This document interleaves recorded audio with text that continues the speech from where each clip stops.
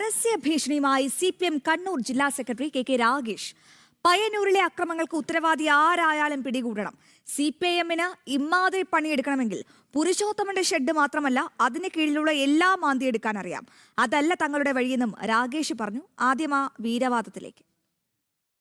അതിന്റെ അടിയിലുള്ളതെല്ലാം മാന്തിയെടുക്കാൻ ശേഷിയുള്ള പാർട്ടിയാണ് പയ്യന്നൂരിലെ പാർട്ടി എന്ന് നിങ്ങൾ മനസ്സിലാക്കിക്കൊള്ളു. പക്ഷെ അതല്ലല്ലോ ഞങ്ങളുടെ ഉദ്ദേശം.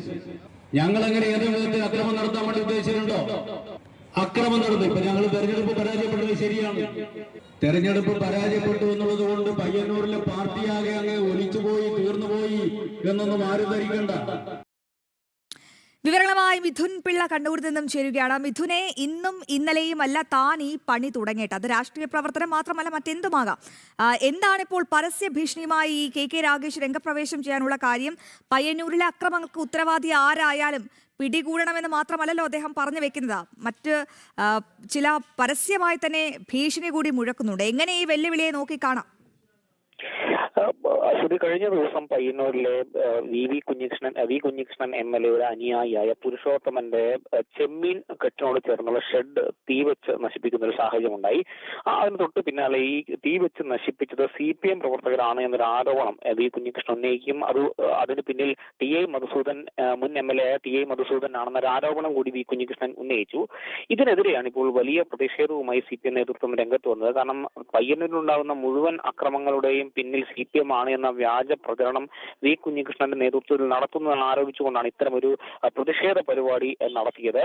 അതിലാണ് ഇത്തരത്തിലൊരു ഭീഷണി സന്ദേശവുമായി CPM-ന്റെ കണ്ണൂർ ജില്ലാ സെക്രട്ടറിയായ കെ രാഗേഷ് തന്നെ രംഗത്തെത്തിയത്. പയ്യന്നൂരിലെ അക്രമങ്ങൾക്ക് ഉത്തരവാദി ആരായാലും പിടികൂടണം.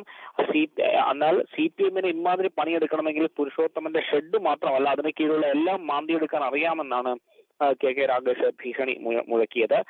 അതല്ല ഞങ്ങളുടെ വഴിയെന്ന് ഞങ്ങൾക്കറിയാം. എന്ത് തെളിവിന്റെ അടിസ്ഥാനത്തിലാണ് മധുസൂദനാണ് ഇതിന് പിന്നിലെന്ന് പറയുന്നത്?